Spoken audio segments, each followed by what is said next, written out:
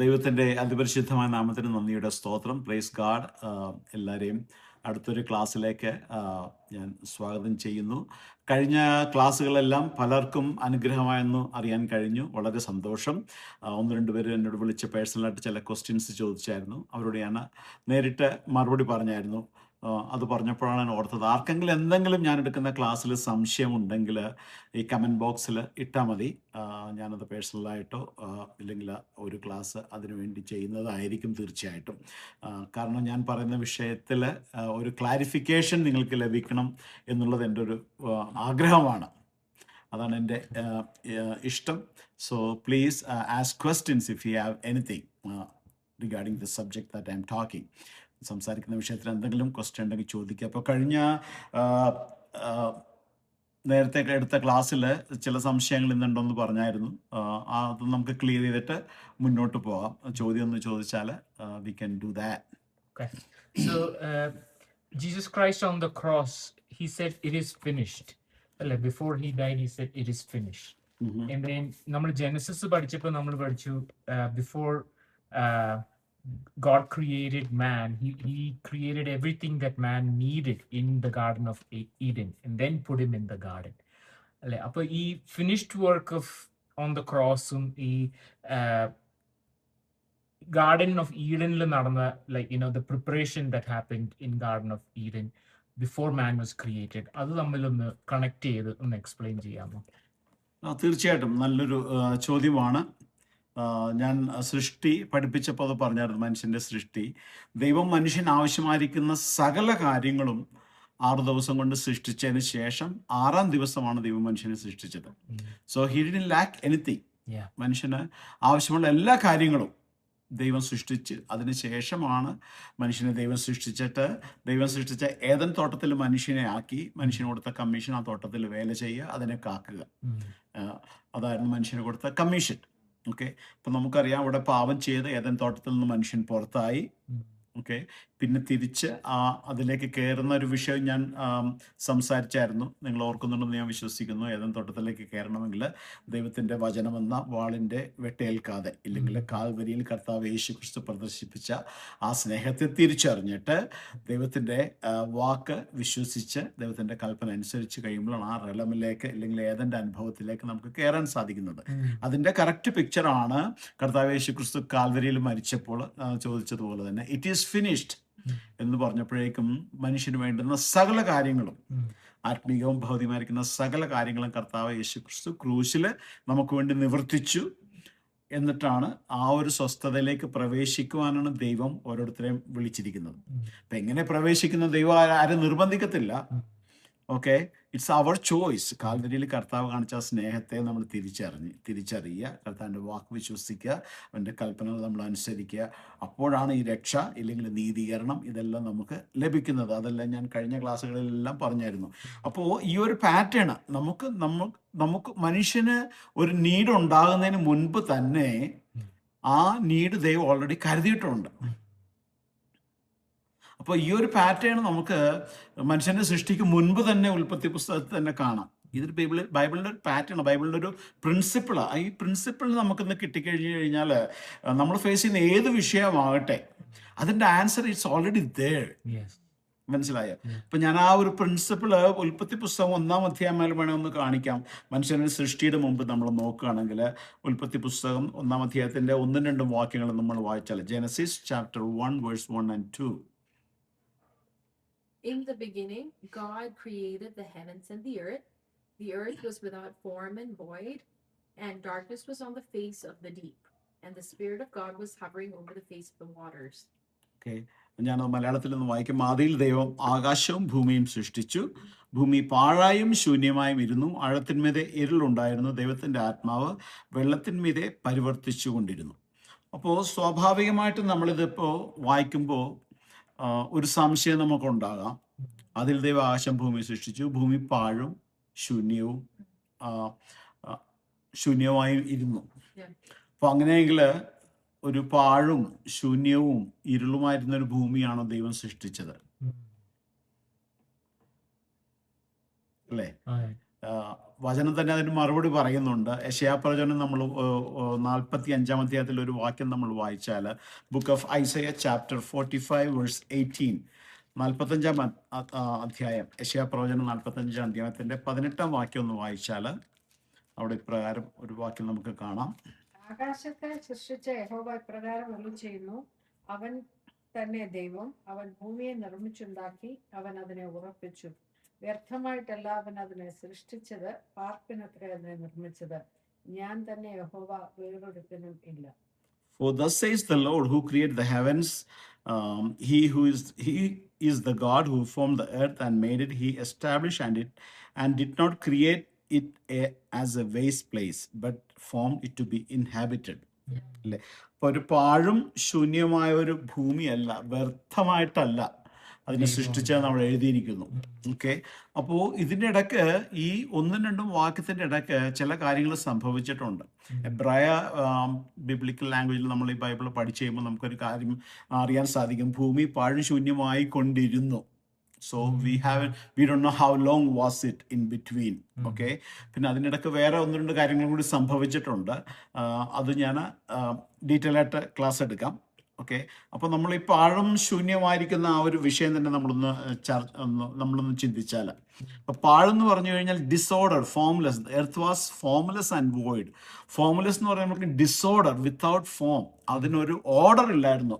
പക്ഷെ ദൈവത്തിൻ്റെ തിരുവചനം പറയുന്നു നമ്മളുടെ ദൈവം ഒരു ഓർഡറിൻ്റെ ദൈവമാണ്. എല്ലാ കാര്യങ്ങളും വളരെ ഓർഡറായിട്ട് ചെയ്യുന്നൊരു ദൈവമാണ്. കൊരിന്ത്യലേഖനത്തിൽ നമ്മൾ സഭയോടുള്ള ബന്ധത്തിൽ നമ്മൾ നോക്കുമ്പോഴേക്കും 1 കൊരിന്ത്യൻസിലൊരു വാക്യമുണ്ട്. 1 കൊരിന്ത്യർ 14-ാം അധ്യായത്തിൻ്റെ 40-ാം വാക്യം നമ്മളൊന്ന് വായിച്ചാൽ, 1 കൊരിന്ത്യൻസ് 14:40 സകലവും വായിച്ച്. ഉചിതമായും ക്രമമായും നടക്കട്ടെ. But all things must be done properly and in orderly manner. സഭയോടുള്ള ബന്ധത്തിൽ അത് എഴുതിയിരിക്കുന്നത്. സഭയിലെ കാര്യങ്ങളെല്ലാം ഉചിതമായിട്ട് നടക്കണം. So but God is A God of order. ഒരു ഡിസോർഡറിന്റെ ദൈവമല്ല, അല്ലെങ്കിൽ ഒരു പഴയ ഒരു വോയിഡായിട്ടിരിക്കുന്ന ഒരു ദൈവമല്ല. അടുത്ത വാക്യം നമ്മൾ ചിന്തിച്ചാൽ പാഴും ശൂന്യമായിട്ട് തീർന്നു, വോയിഡായിട്ട് തീർന്നു. ശൂന്യം എന്ന് പറഞ്ഞു കഴിഞ്ഞാൽ വോയിഡ് അല്ലേ, മീൻസ് കയോസ്, ഇല്ലെങ്കിൽ ഒരു കൺഫ്യൂഷൻ ഇല്ല. അതാണ് ആ വാക്യന്റെ അർത്ഥം. അപ്പോൾ ദൈവം ഒരു കലക്കത്തിന്റെ ദൈവമല്ല. ആ വാക്യം ബൈബിളിൽ തന്നെ ഉണ്ട്. ആ അധ്യായത്തിൽ തന്നെ ആ വാക്യം നമുക്ക് കാണാൻ പറ്റും. 14-ാം അധ്യായത്തിന്റെ 1 കൊരിന്ത്യർ 14-ാം അധ്യായത്തിന്റെ 33-ാം വാക്യം നമ്മൾ വായിച്ചാൽ, ദൈവം കലക്കത്തിന്റെ ദൈവമല്ല, സമാധാനത്തിന്റെ ദൈവമത്രേ. For God is not a God of confusion but of peace. അല്ലേ, ദൈവം കലക്കത്തിന്റെ ദൈവമല്ല, സമാധാനത്തിന്റെ ദൈവമല്ല. പക്ഷേ അവിടെ ആ വാക്യം നമ്മളോട് പറയുന്നു, സൃഷ്ടിപ്പിൽ പറയുന്നു, പാഴുമായും ശൂന്യമായും പോയി.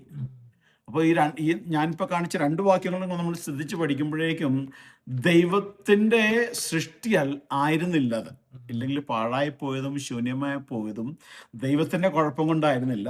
അതെന്ത് സംഭവിച്ചു എന്ന് ഞാൻ പറയാം. അടുത്ത നോക്കിയാൽ ഇരുള്, ഡാർക്ക്നെസ് അല്ലേ, അവിടെ എഴുതിയിരിക്കുന്ന അങ്ങനെയല്ലേ, ഇരുള്, ആഴത്തിന് മീതെ ഇരുള് ഉണ്ടായിരുന്നു എന്ന് എഴുതിയിരിക്കുന്നത്.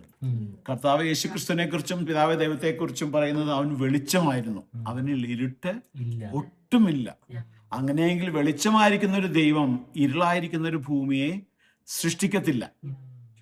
ഓക്കെ, അപ്പോൾ അതിൻ്റെ ഒരു കറക്റ്റ് വേർഡ് നമ്മൾ നോക്കിയാൽ ഡാർക്ക്നെസ്, ഒരു കൊഷേക്ക് എന്നുള്ളൊരു വാക്കാണ് അവിടെ ഉപയോഗിച്ചേക്കുന്നത്. അതിൻ്റെ അർത്ഥം നമ്മൾ നോക്കിയാൽ അനേക അർത്ഥങ്ങളുണ്ട്. Misery, destruction, death, sorrow, sin, ignorance, separation from God, ഇങ്ങനെ അനേക അർത്ഥങ്ങൾ ആ വാക്യത്തിനുണ്ട്.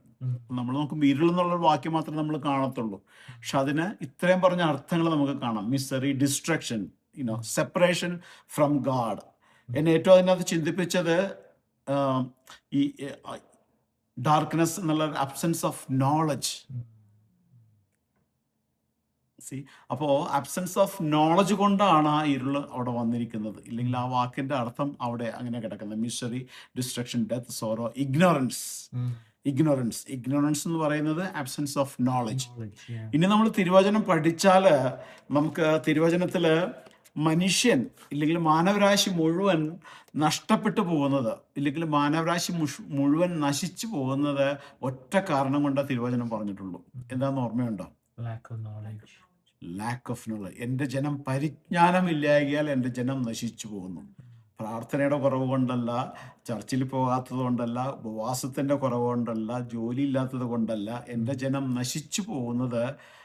ലാക്ക് ഓഫ് നോളജ്, പരിജ്ഞാനമില്ലാകിയാൽ എൻ്റെ ജനം നശിച്ചു പോകുന്നു. ഹോശേയ പ്രവചനത്തിൽ ആ വാക്യമുണ്ട്, നമുക്കിടന്ന് വാക്യം. ഹോശേയ പ്രവചനം 4-ാം അധ്യായത്തിൻ്റെ 6-ാം വാക്യം അല്ലേ? I like that verse. My people are destroyed for lack of knowledge. My people are, പരിജ്ഞാനമില്ലാകിയാൽ എൻ്റെ ജനം നശിച്ചു പോകുന്നു. അപ്പോൾ തിരുവചനത്തിൽ വേറൊരു വാക്യമുണ്ട്, 1-2 സാക്ഷികളെ വാമൊഴിയാൽ ഒരു കാര്യം ഉറപ്പാക്കാം. അപ്പോൾ ഒരു വാക്യം കൊണ്ട് നമുക്കൊരു കാര്യം സ്ഥാപിക്കാൻ പറ്റത്തില്ല. You need to have another verse, 2 or 3 verses for that. അപ്പോൾ യെശയ്യാ പ്രവചനത്തിൽ ഒരു വാക്യം കൂടി ഉണ്ട്. യെശയ്യാ പ്രവചനം 5-ാം അധ്യായം, ഐസയ ചാപ്റ്റർ 5 verse 13. നമ്മൾ നോക്കിയാൽ ഈ കാര്യം തന്നെ പറയുന്നത്. അങ്ങനെ എന്റെ ജനം അറിവില്ലായ്കയാൽ പ്രവാസത്തിലേക്ക് പോകുന്നു. അവരുടെ മാന്യന്മാർ പട്ടിണി കിടക്കുന്നു. അവരുടെ ജനസമൂഹം ദാഹത്താൽ വരണ്ടു പോകുന്നു. അങ്ങനെ എൻ്റെ ജനം അറിവില്ലായ്കയാൽ പ്രവാസത്തിലേക്ക് പോകുന്നു.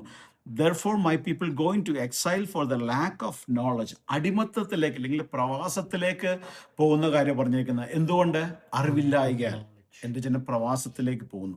അപ്പോൾ ദൈവത്തിൻ്റെ കണ്ണിൽ, ദൈവത്തിൻ്റെ പെർസ്പെക്റ്റീവിൽ മനുഷ്യരാശിയെ നോക്കുമ്പോൾ അല്ലെങ്കിൽ മാനവരാശിയെ നോക്കുമ്പോഴേക്കും ദൈവത്തെക്കുറിച്ചുള്ള അറിവില്ലായ്കയല്ല പലപ്പോഴും നമ്മളുടെ പല മേഖലകളിലും നമ്മൾ തടവില്ല. പ്രവാസത്തിലേക്ക് പോകുന്ന ബൈബിളിൽ പറയുമ്പോഴേക്കും പണ്ട് രാജാക്കന്മാർ യുദ്ധം ചെയ്ത് വേറെ രാജ്യത്തെ കീഴടക്കി അവിടെയുള്ള രാജാവിനെയും അവിടെയുള്ള എല്ലാ പ്രജകളെയും എല്ലാവരും ചങ്ങലയൊക്കെ ഇട്ട് ബന്ധിച്ച് കൊണ്ടുപോകും, അടിമകളാക്കി കൊണ്ടുപോകും. അതിനെ പ്രവാസത്തിലേക്ക് പോകും, അടിമത്തത്തിലേക്ക് പോകുക എന്ന് പറയുന്നത്. പക്ഷെ ഇന്ന് ലിറ്ററലി നമ്മൾ നോക്കുമ്പോഴേക്കും നമ്മുടെ കയ്യിലും കാലിലും ചങ്ങലയൊന്നുമില്ല. എന്നാൽ നമ്മുടെ മാനസിക മണ്ഡലത്തിൽ, മനസ്സിൽ പലപ്പോഴും നമ്മുടെ അടിമത്തത്തിലായിരിക്കുന്നത്. പല കാര്യങ്ങൾക്കും നമുക്ക് ഫ്രീഡം ഇല്ല. We are in bondage. അപ്പോൾ ആ ബോണ്ടേജ് സംഭവിക്കുന്നത് എന്തുകൊണ്ടാണ്? ഒറ്റ റീസണേ ഉള്ളൂ, അറിവില്ലായ്ക, lack of knowledge. Lack of knowledge. അപ്പോൾ ആഴത്തിന്മീതെ ഇരുളുണ്ടായിരുന്നു. സൃഷ്ടിയുടെ കാര്യം നമ്മൾ വരുമ്പോഴേക്കും ആഴത്തിന്മീതെ ഇരുളുണ്ടായിരുന്നു പറയുമ്പോഴേക്കും ലാക്ക് ഓഫ് നോളജ് അവിടെ സംഭവിച്ചത്. Ignorance, lack of knowledge, separation from God, sin, death, misery, അനേക അർത്ഥങ്ങൾ ആ ഒറ്റ വാക്യത്തിനുണ്ട്.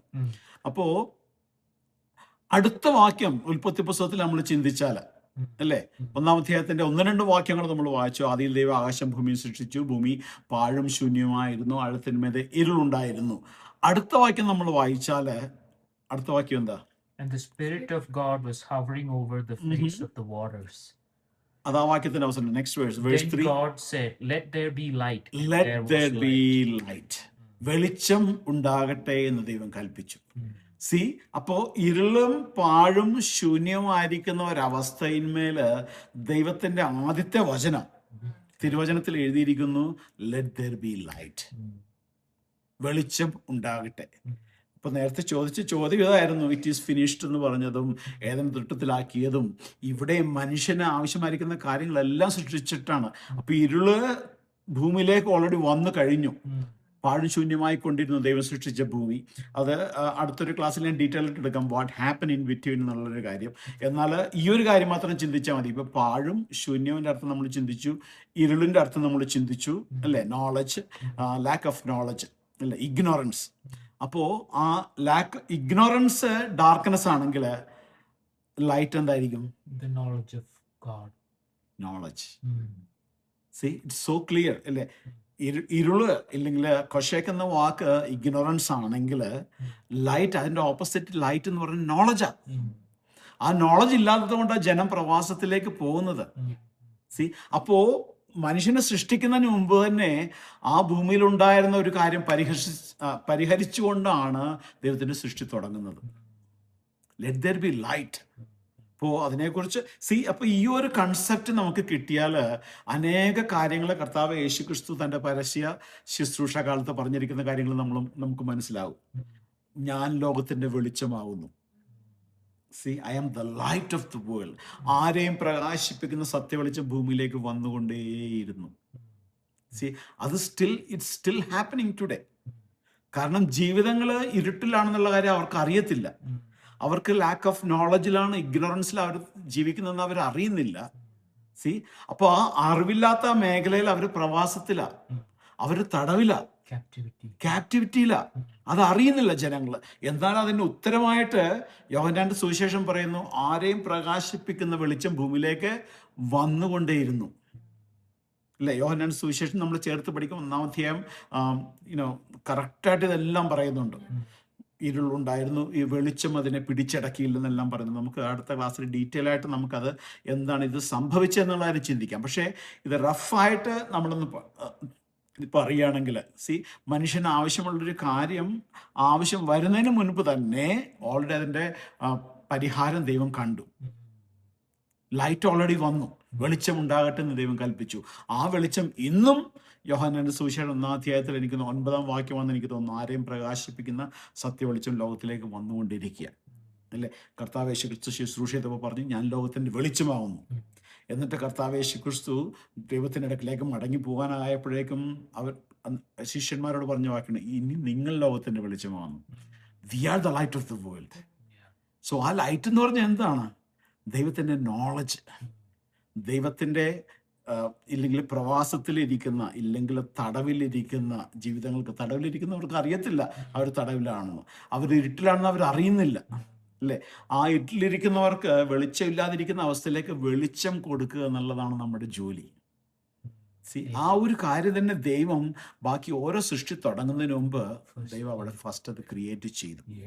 സെയിം തന്നെ കർത്താവ് കാൽവരിയിലും ചെയ്തു. ഇറ്റ് ഈസ് ഫിനിഷ് എന്ന് പറഞ്ഞപ്പോഴേക്കും he provided everything what we need. അതിൽ വിശ്വസിച്ച് കഴിയുമ്പോൾ നമുക്ക് whatever it is available. അല്ലേ? കർത്താവ് യേശുക്രിസ്തു പറഞ്ഞു, എൻ്റെ സമാധാനം ഞാൻ നിങ്ങൾക്ക് തരുന്നു, ലോകം തരുന്നത് പോലെയല്ല. ഓരോ കാര്യങ്ങളും നമ്മൾ നോക്കിയാൽ നമുക്ക് ഈ ഒരു പെർസ്പെക്റ്റീവ് നോക്കി കാണാൻ പറ്റും. God is already provided everything.